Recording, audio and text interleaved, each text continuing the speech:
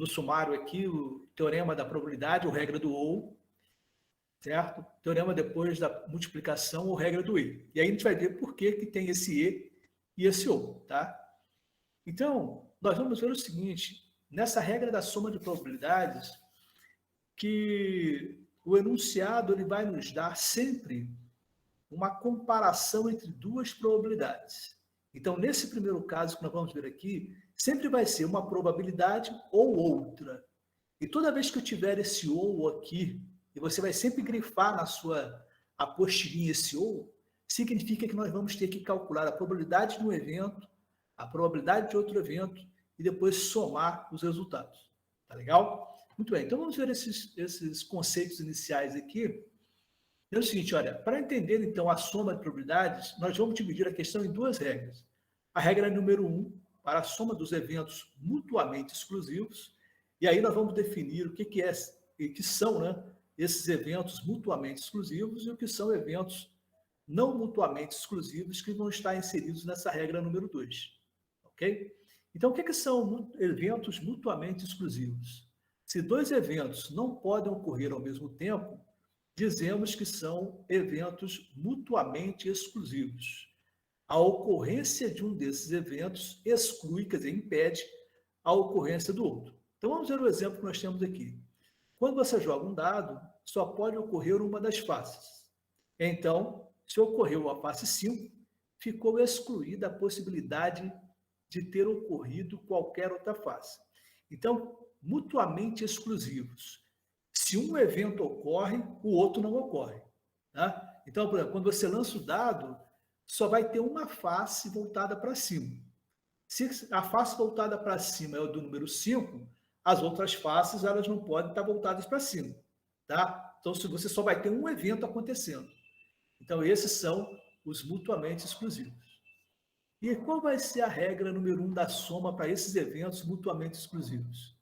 Se A e B são eventos mutuamente exclusivos, a probabilidade de ocorrer o A ou o B, e aí você vai grifar esse ouzinho aí, ou B, é igual à soma das probabilidades de ocorrer cada um deles. Então, nós vamos colocar esse U virado para cima aqui, é da união, né?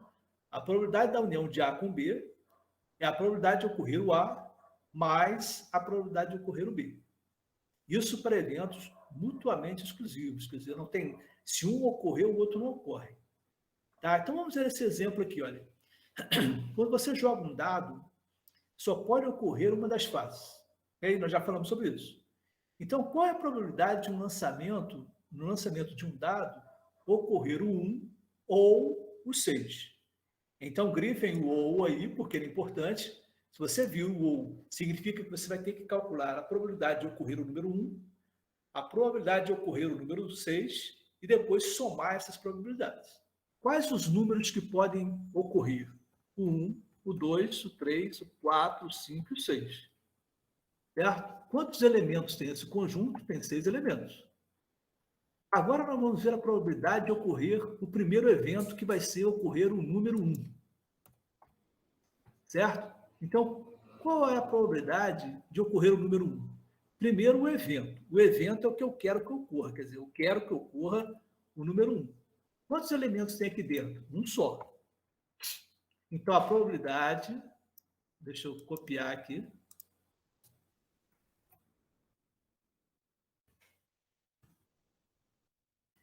Número de elementos do evento é o 1, que eu coloquei ali. Número de elementos do espaço amostral é o 6. Então, a probabilidade de ocorrer o número 1 é de 1 para 6. Certo? Agora nós vamos para o segundo evento, quer dizer, ocorrer o número 6. Então, o E2 é o evento 2, que é ocorrer o número 6, que é o que eu quero que ocorra. A quantidade de elementos desse conjunto é um só. Então, nós vamos calcular aqui a probabilidade, que vai ser igual ao anterior, né? Então, o número de elementos é 1. O número de elementos do seu espaço amostral é 6. E aí nós vamos calcular a probabilidade, então, de ocorrer o número 1 ou ocorrer o número 6. A primeira probabilidade foi 1 para 6. Nós vamos somar com a segunda probabilidade, que também foi 1 para 6. E aí o que nós temos que lembrar? quando nós somamos duas frações que têm o mesmo denominador, eu vou repetir o denominador 6 e vou somar os numeradores. Então, eu vou fazer 1 mais 1, certo? Então, com isso, nós vamos ter 2 para 6. Nós podemos simplificar essa fração, certo? Simplificar é você dividir o denominador, o numerador e o denominador por o mesmo número. Vamos simplificar por 2, por exemplo. Eu vou dividir 2 por 2 e vou dividir o 6 por 2 também. 2 dividido por 2 vai dar 1, certo? 6 dividido por 2 dá 3. Então, a fração que nós chamamos de redutível, quer dizer, a mais simples possível, é 1 para 3. Significa que a cada 3 números, um pode ser o número 1 ou o número 6. E dividindo 1 por 3, nós vamos encontrar uma dízima periódica, né? 0,333, toda a vida. E multiplicando por 100, para termos os valores percentuais, nós vamos ter 33,3%. Então, a probabilidade de ocorrer o número 1 ou o número 6 é de 33,3%. A segunda regra que nós temos, deixa eu só abaixar um pouco, que também é a regra da soma, mas de eventos não mutuamente exclusivos. Então, nós vamos verificar agora o seguinte, o que seriam esses eventos não mutuamente exclusivos? Dois eventos A e B são não mutuamente exclusivos se eles têm pelo menos um resultado em comum. Então, agora nós vamos ter que analisar o seguinte. Nós vamos ter o evento 1, vamos ter o evento 2, e agora nós vamos ter que verificar se os dois eventos têm algum elemento comum. Se tiver um elemento em comum, eles são não mutuamente exclusivos. E o que nós vamos ter que fazer? Nós vamos ter que retirar a probabilidade desse elemento ocorrer, certo? Porque senão a gente vai estar contando ele duas vezes. Então vamos verificar aqui, olha. Exemplo, quando você joga um dado, só pode ocorrer uma das faces. Isso nós já falamos antes. Mas pense nos eventos, ocorrer um número ímpar ou ocorrer um número maior do que 4. Então agora nós temos, na realidade, uma característica dos elementos. Eu não tenho, novamente, assim, 1 ou 6. Eu não tenho o número 1 ou o número 6. Agora eu tenho uma característica, né? Um número ímpar ou um número maior do que 4. Certo? Aí vai englobar muito mais outros números, né?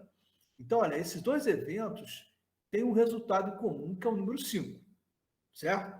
E aí a gente vai ver mais embaixo, detalhar mais essa questão do número 5.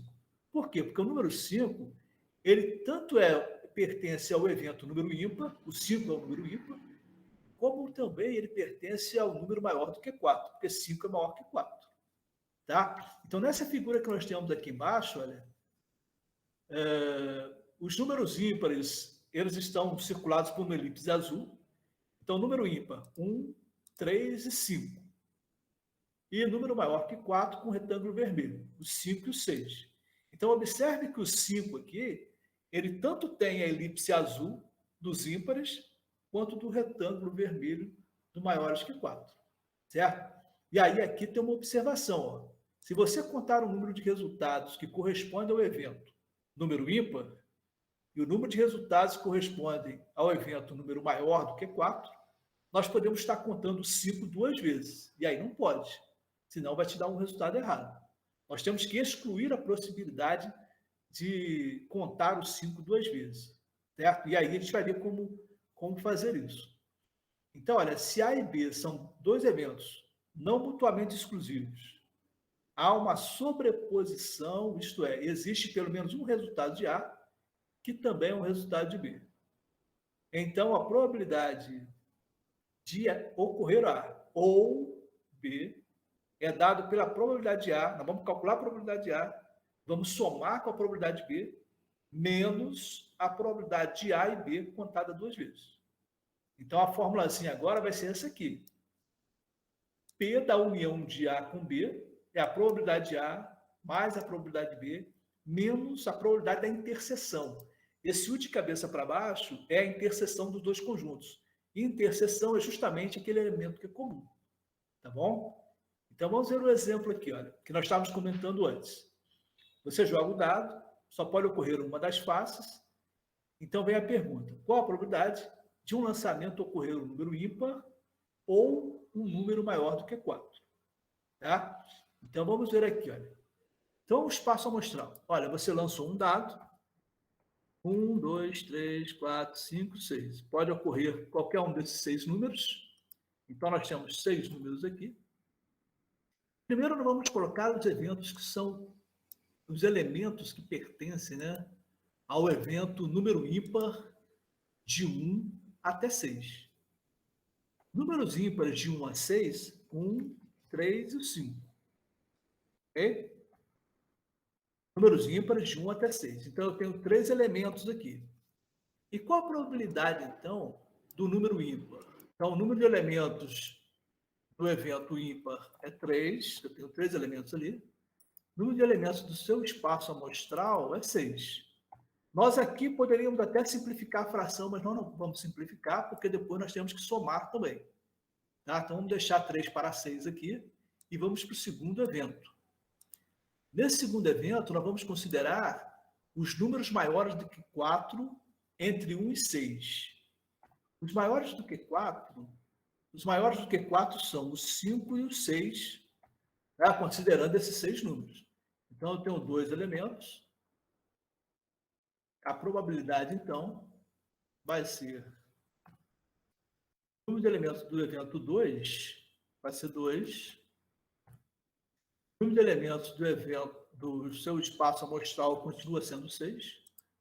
Mas agora nós vamos ter que pensar o seguinte. Ora, esse conjunto aqui é 1, ele é composto dos elementos 1, 3 e 5. O evento 2 mais embaixo, 5 e 6. Eles têm um elemento comum, que é o 5. Olha, deixa eu colocar o 5 em vermelho aqui, para destacar. Então, a interseção desses dois conjuntos, quer dizer, o elemento que é comum aos dois conjuntos é o número 5. Certo? Então, nós vamos colocá-lo aqui, olha. É a interseção dos eventos. Eu vou abrir uma chave e colocar o número 5 aqui, que é o elemento que pertence aos dois. Certo? E quantos elementos tem nesse conjunto? Apenas um.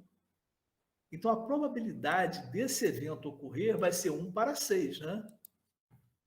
1 para 6. Muito bem, então agora vamos calcular a probabilidade do evento 1 união com o evento 2. Tá? Então, nós vamos pegar todas aquelas probabilidades e colocar aqui. A primeira probabilidade, que era o número ímpar, foi 3 para 6. A probabilidade do número ímpar, 3 para 6. Mais a probabilidade do número maior do que 4 foi 2 para 6. Menos a probabilidade do evento, que é comum aos dois, né, é 1 para 6. Então, agora nós temos que resolver. Lembrando que se os denominadores são iguais, nós vamos repetir o 6, que é o denominador, e vamos somar. 3 mais 2, 5. 5 menos 1, 4. Ok? Então, 4 para 6 é a probabilidade de ocorrer um número ímpar ou um número maior do que 4. Vamos simplificar também, apenas para ficar igual aí, mas a gente já poderia até dividir 4 por 6 também. Já teríamos como calcular essa probabilidade, tá bom? Bem, igual. Só limpar aqui. Então, olha, 4 dividido por 2 dá 2, 6 dividido por 2 dá 3. Então, a probabilidade é de 2 para 3. Dividindo 2 por 3, nós vamos ter 0,666, uma dízima também. Multiplicando por 100 para colocar em valores percentuais ou porcentuais, nós vamos ter 66,7%. Então, a probabilidade de ocorrer um número ímpar ou um número maior do que 4 é de 66,7%.